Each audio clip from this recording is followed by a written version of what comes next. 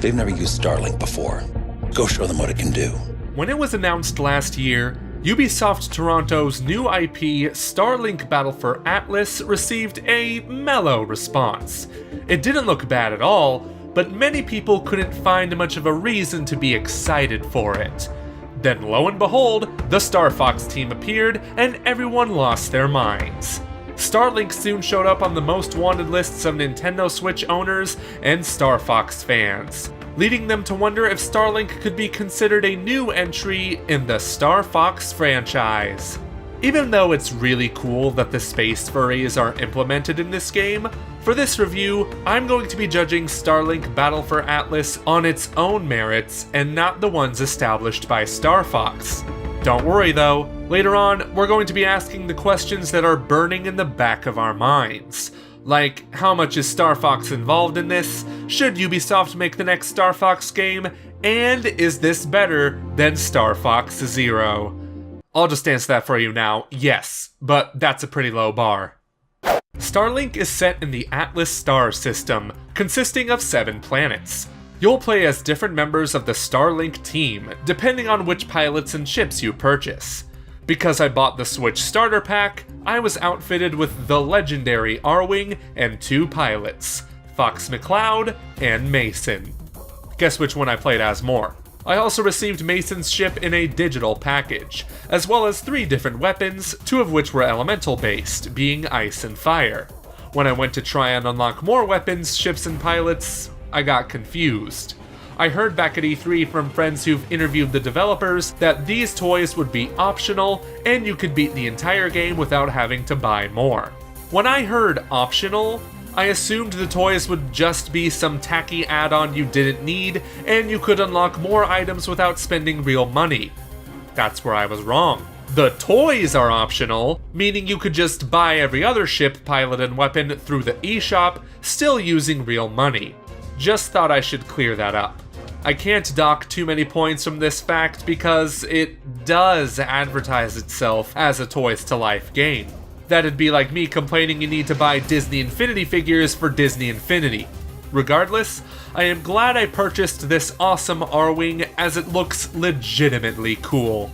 Using the figurine and attaching the Joy-Cons to a special and slightly uncomfortable grip, you can swap out weapons, pilots, and ships. It's a cool gimmick, but it's also a gimmick, and it doesn't add anything to the experience. I only used the figure during my first playthrough, and then I just switched to the Pro Controller and managed everything in-game. Not to say that my R-Wing isn't proudly displayed next to my Switch dock, though. When it comes to any flying game, the most important feature to nail are the controls, and the ones in Starlink are great. Not perfect, but great. The only real problem I have is when I'm trying to do a barrel roll and I wind up turning backwards instead. Other than that, it's easy to maneuver your ship in combat and during exploration, the latter of which you'll be doing most of in hover mode. Starlink is an open world game, or should I say open solar system game. You'll be traveling through these fully explorable 7 planets, building up your alliance against the evil Legion. Yeah, the story is about as generic as it comes. Given how many cutscenes there actually are, along with the 2-dimensional characters, the story is treated like a background feature, kind of like a tree. Back to the gameplay though, the main focus in Starlink is to build up your alliance against the Legion. This involves going to the planets, taking out Legion forces, and assisting local research stations, armories, prospectors, you name it. Helping these settlements out will maximize your alliance's force, but the faster way to fight the Legion is to fight the Legion. Destroying the extractor towers on each planet will weaken the Prime, and destroying the Prime will free the planet of Legion control. That is until a Dreadnought ship launches a new Prime. So in order to weaken the Dreadnought, you have to destroy the Prime. And to weaken the Prime, you gotta destroy the Extractors. And to destroy the Extractors, you gotta destroy their forces and... yeah. The biggest problem with Starlink is that it is extremely repetitive. I won't lie though, I really enjoy games where the goal is to make yourself or your team stronger, which is why I still get a kick out of Starlink. It's a great time killer, and the solid controls in combat make it still fun. But oh my god, I can still recognize that the game doesn't have much going for it in terms of variety. You'll be doing a lot of the same stuff over and over and over again, and even if you just want to pluck a few vegetables or scan a few animals, it won't take long for that to wear out on you. For now though, I'm still enjoying Starlink and am working to gain 100% Alliance control, but how long I'll keep doing that for remains to be seen. But I know what you're really here for. The Star Fox characters, and Ubisoft Toronto did not hold back when it came to their inclusion. The plus side of having a bland but otherwise simple story is that the Star Fox team was easily woven into most of the game's well-animated cutscenes. Fox is the only playable character from the team, but you can play as him from beginning to end, and he has a hefty supply of dialogue as well. Probably way more than he had in Star Fox Zero. Not like the dialogue is too meaningful, but it's cool to see nonetheless.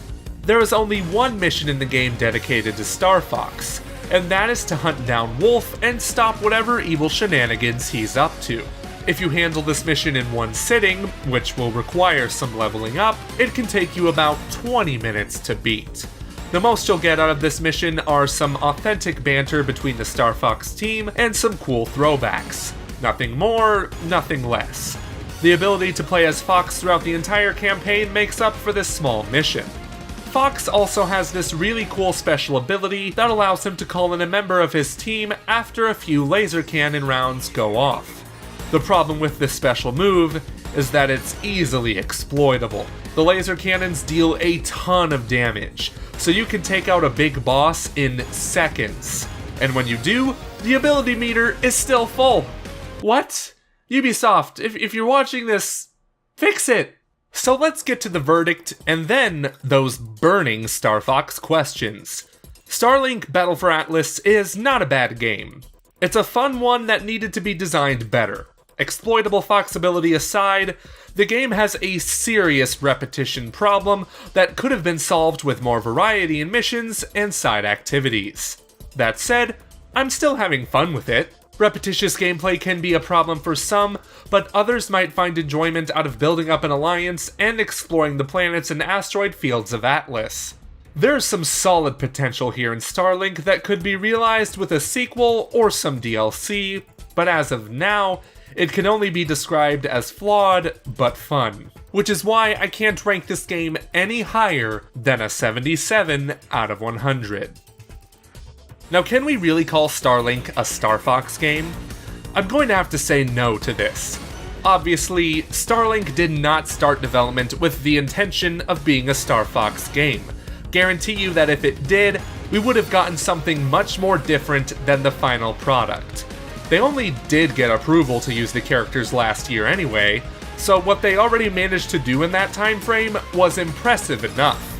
Dubbing this game a Star Fox title just wouldn't be fair to either franchise.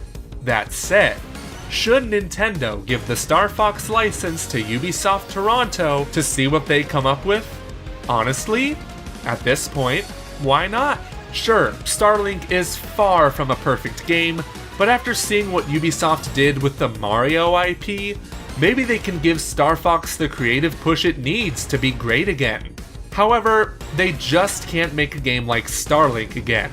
It could have elements from Starlink, such as the fun space combat and great controls, but it can't fall under that same repetitive formula that Starlink did. Maybe have someone from Nintendo be a creative consultant on the project to make sure it lives up to a quality standard. As long as that someone doesn't make the game a mess with forced motion controls. Besides, it's not like Nintendo hasn't let other developers handle the Star Fox IP before. They can definitely do it again, and this time with Ubisoft. So what do you think? Should Ubisoft handle the next Star Fox game? And what did you think of Starlink Battle for Atlas? Sound off in the comment section below, or on Twitter @CommonRealm.